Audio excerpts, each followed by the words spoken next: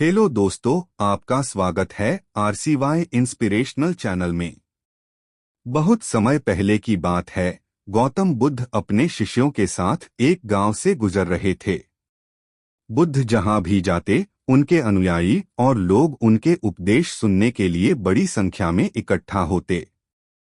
बुद्ध के सरल और प्रभावशाली उपदेशों से लोग शांति और जीवन के सच्चे अर्थ को समझने लगते थे। लेकिन हर जगह कुछ लोग ऐसे भी होते थे जिन्हें बुद्ध की शिक्षाएं पसंद नहीं आती थीं।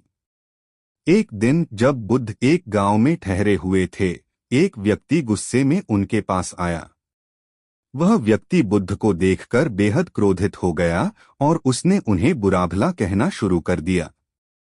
वह चिल्लाया, तुम झूठे हो। तुम्हारे सारे उपदेश फालतू हैं। तुम लोगों को धोखा दे रहे हो। तुम्हारी बातें निरर्थक हैं। बुद्ध ने उसकी बातें ध्यान से सुनी, लेकिन न तो उनका चेहरा बदला और न ही उन्होंने कोई जवाब दिया। वे शांत बैठे रहे। बुद्ध के इस शांत व्यवहार को देखकर उनके शिष्य हैरान रह गए। वे सब सोच रहे थे कि बुद्ध इस व्यक्ति को कुछ कहेंगे, लेकिन बुद्ध ने कुछ नहीं कहा। वह व्यक्ति कुछ देर तक गालियां देता रहा, लेकिन जब देखा कि बुद्ध पर इसका कोई असर नहीं हो रहा है, तो वह थककर चुप हो गया और वहां से चला गया। शिष्य बुद्ध के पास आए और बोले, भगवान, आपने उस व्यक्ति को कुछ क्यों नहीं कहा? उसने आपको इतनी बुरी बातें कहीं, लेकिन आपने उसकी एक भी बात का जवाब नहीं दिया। बुद्ध ने शांति से शिष्यों की ओर देखा और मुस्कराए। फिर उन्होंने कहा, अगर कोई व्यक्ति तुम्हें उपहार दे और तुम उसे स्वीकार न करो, तो उपहार किसके पास रहेगा? शिष्यों ने उत्तर दिया, उपहार उसी व्यक्ति के पास रहेगा जिसने उसे दिया है। बुद्ध ने कहा, ठीक उसी तरह अगर कोई मुझे गालियां देता है और मैं उन्हें स्वीकार नहीं करता, तो गालियां उसी के पास रह जाती हैं। किसी का गुस्सा, नकारात्मकता और अपमान उसके अपने भीतर ही रहता है। अगर हम शांत और संयमित रहें, तो कोई भी बाहरी नकारात्मकता हमें प्रभावित नहीं कर सकती।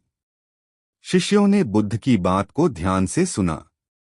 वे समझ गए थे कि यह सिर्फ शब्दों का खेल नहीं था, बल्कि बुद्ध ने उन्हें आत्मसंयम और धैर्य का महत्व सिखाया था। बुद्ध की शिक्षा थी कि हमें जीवन में हर नकारात्मकता का सामना शांतिपूर्ण तरीके से करना चाहिए।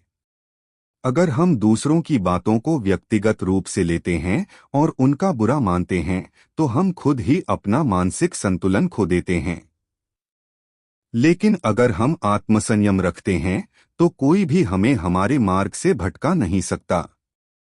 इस कहानी से सीखने योग्य बातें। 1. धैर्य और संयम। जब हम दूसरों की नकारात्मकता या अपमान का जवाब देने से बचते हैं, तो हम अपने मन को शांति में रखते हैं। आत्मसंयम से हमें जीवन में स्थिरता मिलती है और हम किसी भी स्थिति में संतुलित रह सकते हैं। 2. दूसरों की नकारात्मकता को ना स्वीकारें। जैसे बुद्ध ने कहा, अगर हम दूसरों की गालियों या नकारात्मकता को स्वीकार नहीं करते, तो वह हमें प्रभावित नहीं करती। हर बार प्रतिक्रिया देने की आवश्यकता नहीं होती। शांत रहना भी एक प्रतिक्रिया है। 3. अपने क्रोध को नियंत्रित करना सीखें। अगर हम किसी की नकारात्मकता का जवाब गुस्से में देते हैं, तो हम उसी स्तर पर आ जाते हैं। बुद्ध की शिक्षा है कि हम अपने गुस्से को नियंत्रित करें और दूसरों की नकारात्मकता को अपने मन तक न पहुंचने दें। 4. सच्ची शांति भीतर से आती है। बाहरी परिस्थितियों और लोगों की बातें हमें तभी प्रभावित करती हैं जब हम उन्हें अपने भीतर स्थान देते हैं। सच्ची शांति और खुशी हमारे भीतर से आती है और इसे बनाए रखना हमारे खुद के हाथ में है।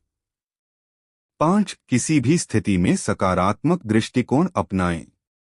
अगर हम हर कठिनाई और नकारात्मकता को एक अवसर के रूप में देखते हैं, तो हम जीवन को बेहतर तरीके से समझ सकते हैं।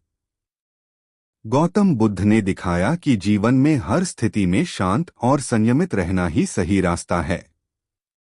निष्कर्ष, यह कहानी हमें यह सिखाती है कि जीवन में हमेशा ऐसे लोग और स्थितियां होंगी जो हमें उकसाएंगी या हमारी शांति को भंग करने की कोशिश करेंगी। लेकिन आत्मसंयम और धैर्य से हम उन सभी नकारात्मकताओं से बच सकते हैं। बुद्ध की तरह अगर हम भी शांत और स्थिर रहें तो हम किसी भी परिस्थिति में अपने मन की शांति को बरकरार रख सकते हैं। यही जीवन का सबसे बड़ा सबक है, संयम, धैर्य और आंतरिक शांति। धन्यवाद। आप खुशहाल रहें।